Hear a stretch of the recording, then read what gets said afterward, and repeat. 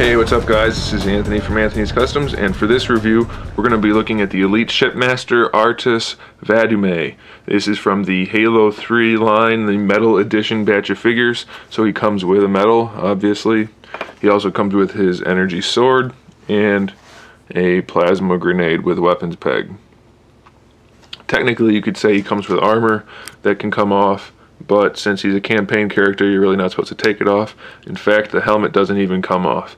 This guy stands about 6 inches tall. Stands 6 inches tall. This is based on, or built on, the classic Elite build from Halo 3, which I do miss so much. I do like the new figures, obviously, and the new designs, but I do miss these guys quite a bit.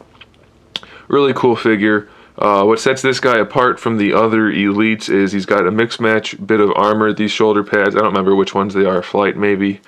They're on the standard armor body.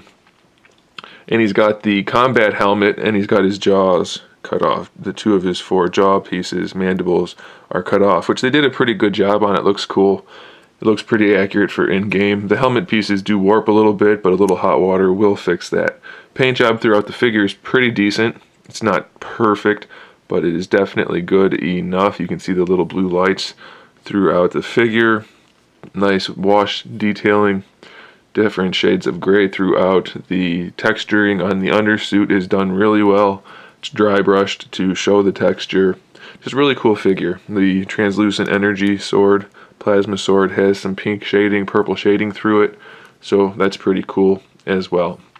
As far as articulation goes, the head is on a ball joint on the neck. The neck also moves. This guy is getting stuck.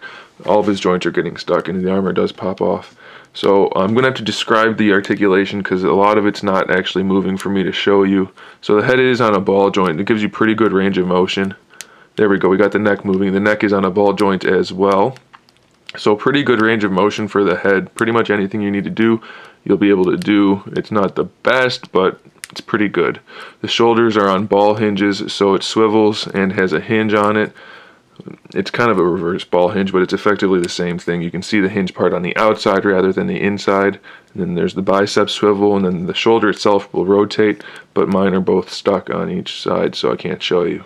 The elbows have a single hinge, but you get just about 90 degrees, so that's fine with me. The wrists are using that tiny little ball peg still.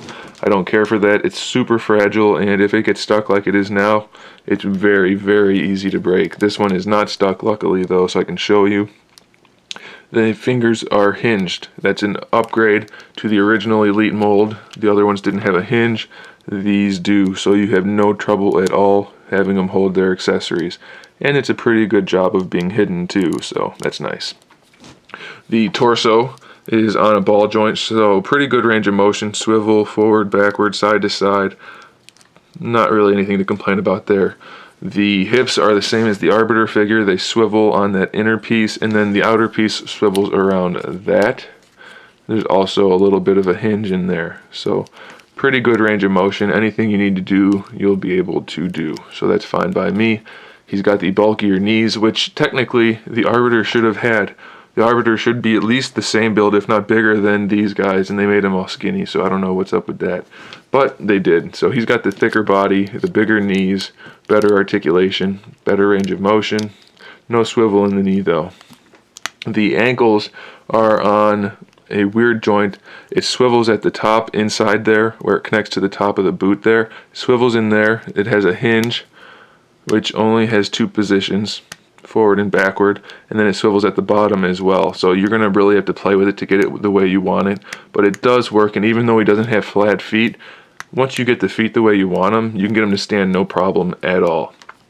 So being that this is a campaign figure, even if you're not a huge fan of the Elites, I do recommend it because he's a good figure. They did a good job with him, and like I said, he's a campaign character, so you should probably want to get him. So there he is, the Elite SHIPMASTER RTAS VADUMEE.